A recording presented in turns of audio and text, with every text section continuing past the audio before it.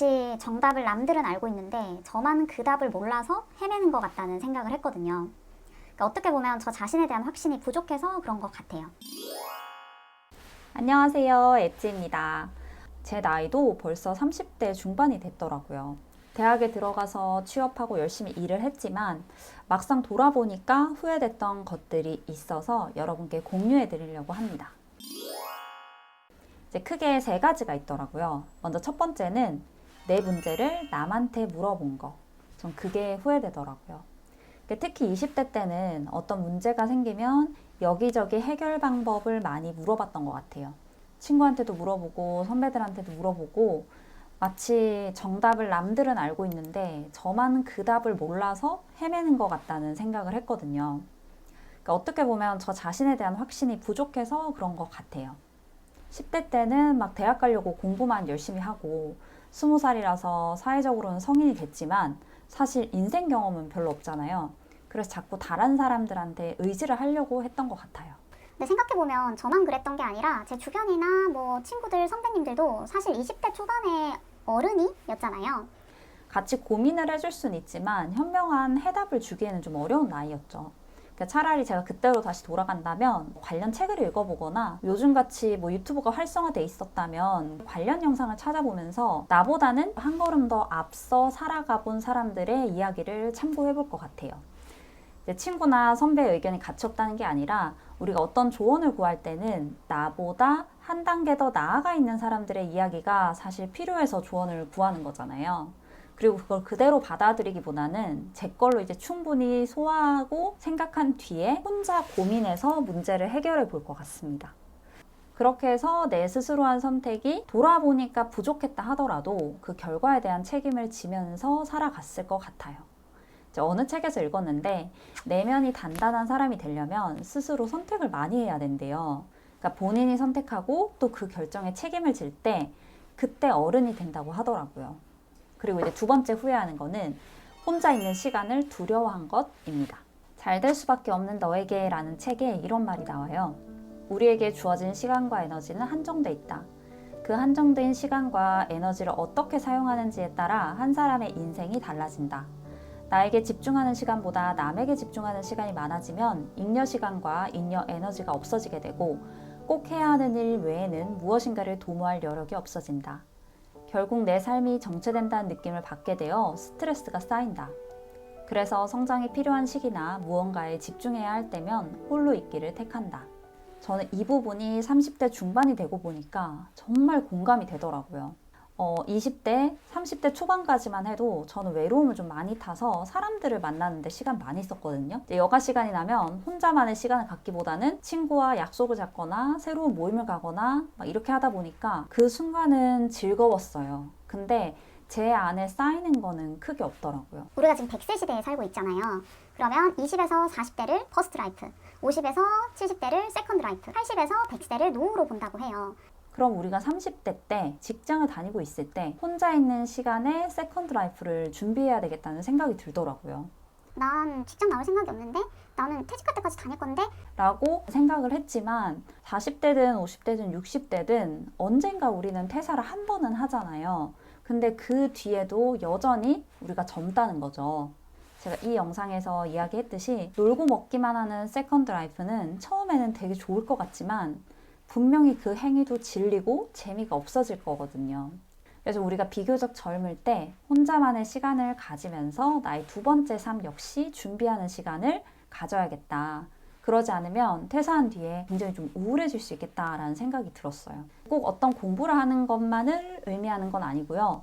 내가 좋아하는 거, 내가 행복해지는 취미생활을 갖는다든지 평소에 관심 있었던 클래스 같은 걸 들어본다든지 하는 그런 경험들을 많이 하는 것도 좋은 것 같아요. 책에서 혼자 있는 시간이 없으면 꼭 해야 하는 일 외에 무언가를 도모할 여력이 없어진다라고 했잖아요. 그러니까 결국 한 사람의 성장은 꼭 해야 하는 일 외에 무언가를 혼자 있는 시간에 하느냐 안 하느냐에 따라 달라지는 것 같거든요. 그래서 20대와 30대 초반에 남들한테 내어준 내 시간이 조금은 아깝게 느껴지더라고요. 그 밸런스를 잘 유지할 걸. 지금은 애기 키우고 직장 다닌다고 그때보다 시간이 확실히 많지가 않거든요. 그래서 내가 그 많은 시간에 뭐 했나 싶더라고요. 근데 이렇게 얘기하면 그래서 혼자 있는 시간을 도대체 어떻게 사용해야 되냐. 난 주로 넷플릭스 보거나 유튜브 보는데 이런 분들 많이 계시죠. 저를 포함해서요. 이제 여기서 마지막 후회되는 세 번째입니다. 기록하지 않은 거. 그리고 그 기록을 돌아보지 않은 것이 후회가 되는데요. 그래서 어느 순간부터는 고민이 생겼는데 해결이 안 된다? 그럼 막 여러 책을 찾아봤거든요.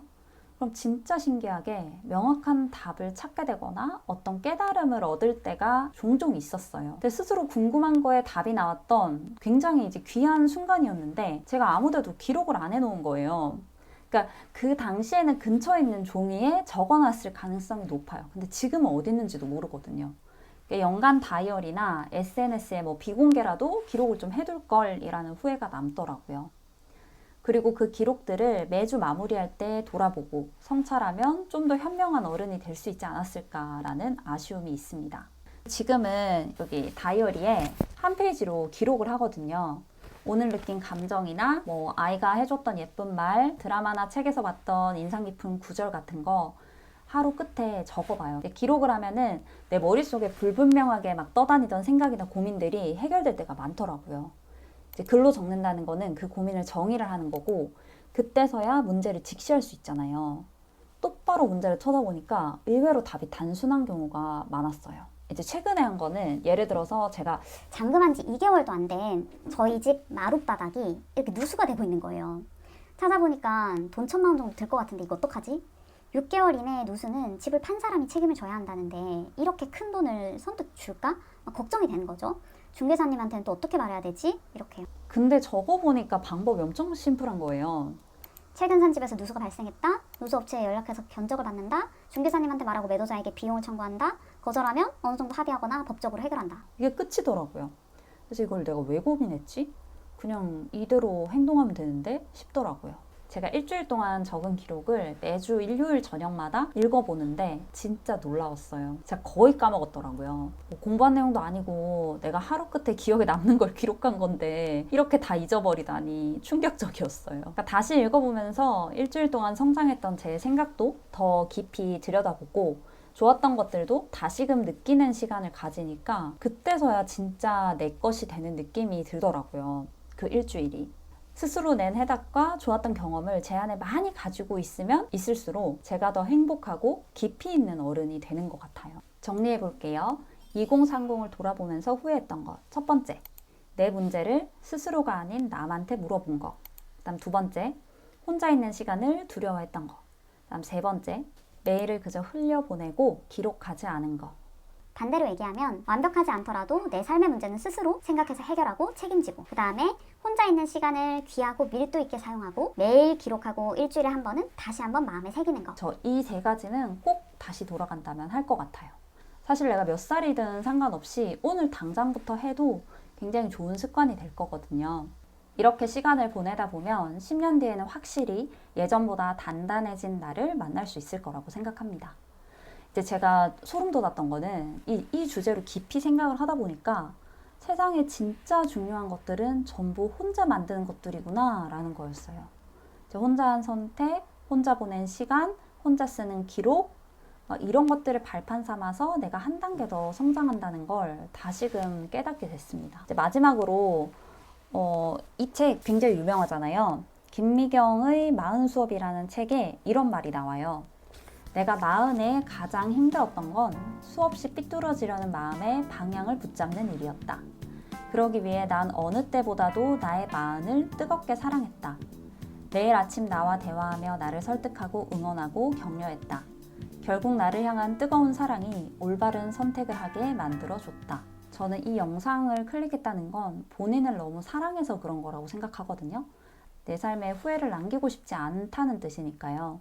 그러려면 제가 말씀드린 세 가지를 하기 전에 사실은 매일 나를 응원하고 격려하는 거, 그게 우선돼야 하는 것 같아요. 20대, 30대를 돌아보면 사실 제일 후회되는 게 저를 너무 많이 질책만 했더라고요.